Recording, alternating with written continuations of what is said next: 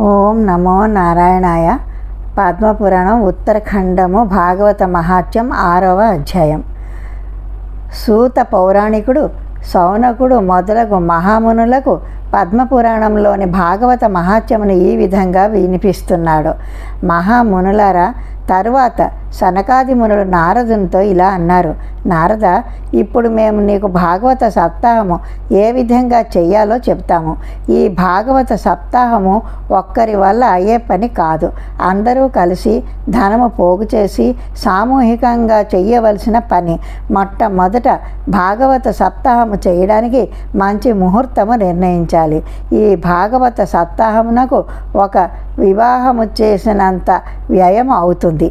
దానికి తగ్గ ధనము సమకూర్చుకోవాలి. భాగవత సప్తాహమునకు ఆషాఢము, శ్రావణము, భాద్రపదము, ఆశ్వీజము, కార్తీకము, మార్గశీర్షము నెలలు ఉత్తమమైనవి. ఈ నెలలలో భాగవతము వింటే మోక్షము వస్తుంది. ఈ నెలలలో త్యాజ్యములు అనగా కర్తరిలు, మౌఢ్యములు ఉన్న రోజులు విడిచి మంచి ముహూర్తము నిర్ణయించాలి. ఈ కార్యనిర్వహణకు ఉత్సాహవంతులైన ఇతరుల సహాయం తీసుకోవాలి. తరువాత ఈ భాగవత సప్తాహం జరుగుతుంది.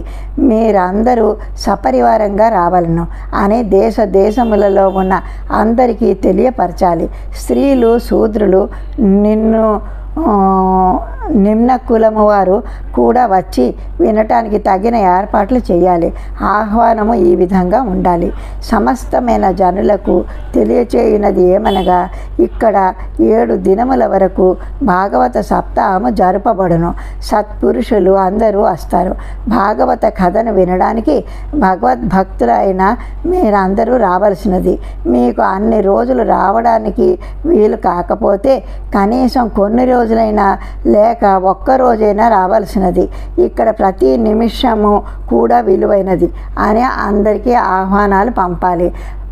వచ్చిన వారికి భోజన వసతి ఏర్పాటు చేయాలి. ఈ కథా శ్రవణం ఇంట్లో కానీ, బయట కానీ, బహిరంగ ప్రదేశంలో కానీ ఏర్పాటు చేయవచ్చును. అక్కడ భూమిని చిమ్మి అలికి ముగ్గులు పెట్టి అందంగా అలంకరించాలి. కూర్చోవడానికి తగిన ఆసనములు, చేపలను ఏర్పాటు చేయాలి. మధ్యలో ఎత్తైన ఒక వేదికను ఏర్పాటు చేయాలి. దానిని అరటి స్తంభములతో, మామిడి తోరణాలతో అలంకరించాలి. దాని మీద పౌరాణికుడు కూర్చోవడానికి ఒక దివ్యమైన ఆసనము ఏర్పాటు చేయాలి.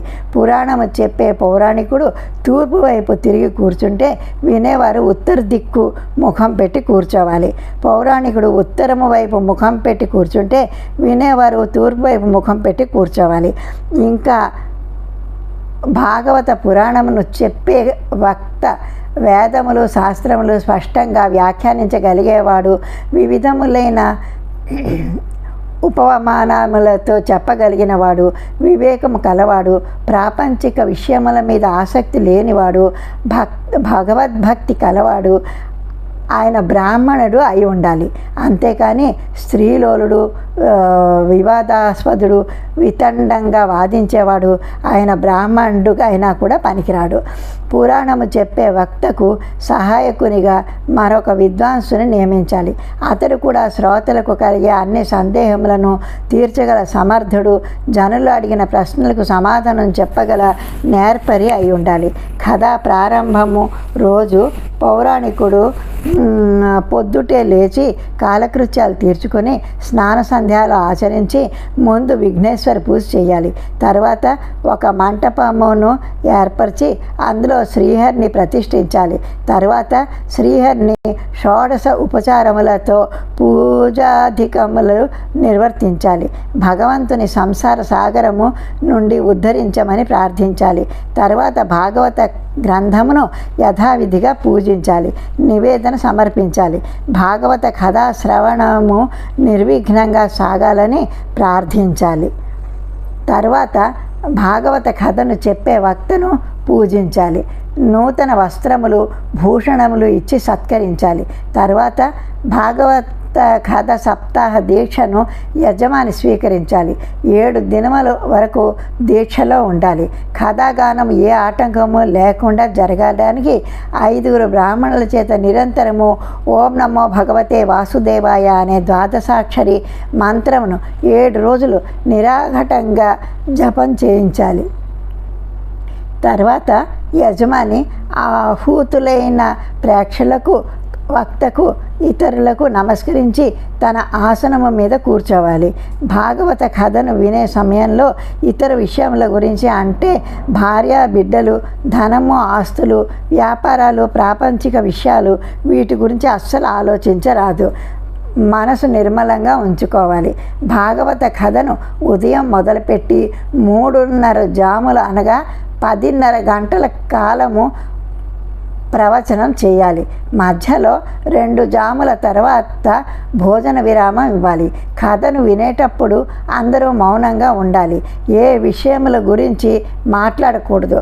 వక్త భోజనం చేయకుండా అల్పాహారం కానీ ఫలములను కానీ ఆహారంగా తీసుకోవాలి, మంచిది. వినేవాళ్ళు కూడా ఒంటిపూట భోజనం చేయడం మంచిది. ఉండగలిగితే 7 రోజులు ఉపవాసం చేయవచ్చును. నేతిని, పాలను ఆహారంగా తీసుకోవచ్చును. ఉండలేని వారు ఫలములు కానీ భోజనములు కానీ స్వీకరించవచ్చు. ఏది సుఖంగా ఉంటే దాన్ని పాటించాలి. కడుపులో ఆకలిగా ఉంటే భాగవతం వినటానికి ఏకాగ్రత కుదరదు అని భావించిన వారు ఉపవాసం చేయకుండా మితంగా భోజనం చేయడం మంచిది. భాగవత కథను వినేవారికి శ్రీహరి మీద భక్తి, శ్రద్ధ ఉండాలి. భక్తి లేనివారు వినకూడదు. ఈ 7 రోజులు వినేవారు, చెప్పేవారు బ్రహ్మచర్యం పాటించాలి. నేల మీద పడుకోవాలి. కథాశ్రవణం పూర్తి అయిన తర్వాత అరటి ఆకులలో భోజనం చేయాలి.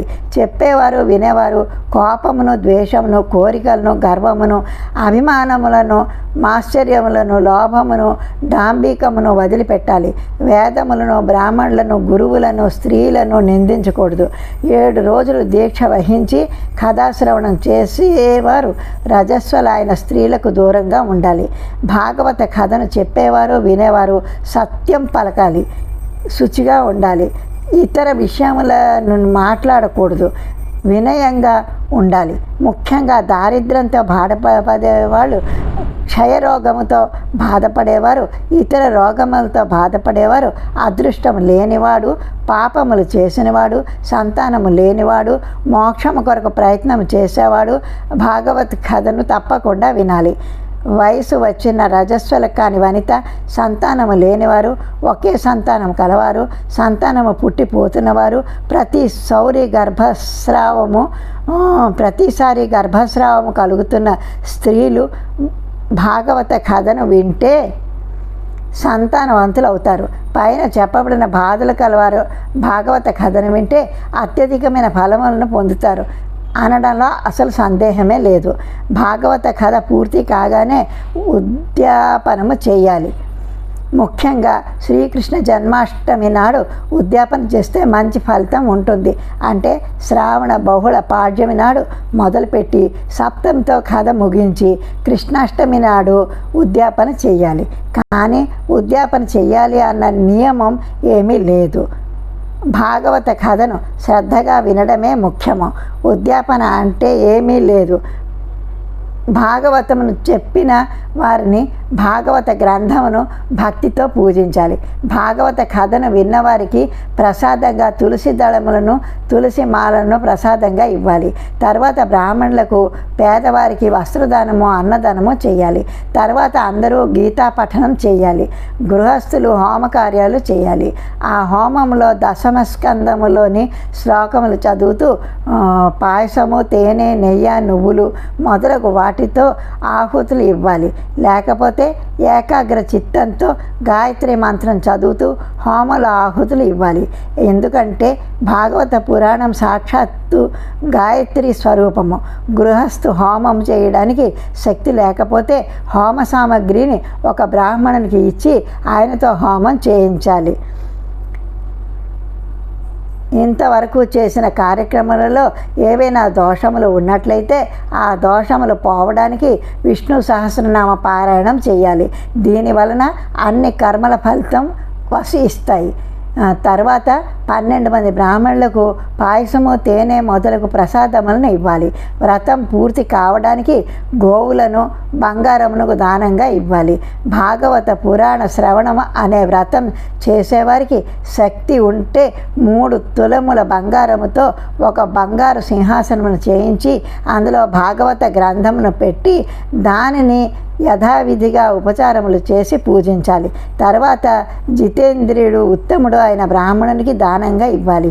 ఈ ప్రకారంగా చేస్తే ఆ దాత జనన మరణ చక్రము నుండి విముక్తుడు అవుతాడు అని సనక సనందులు నారదునికి భాగవత మహాత్మ్యమును వినిపించారు అని సూతుడు సౌనకుడు మొదలగు మహామునులకు చెప్పి ఇంకా ఇలా అంటున్నాడు.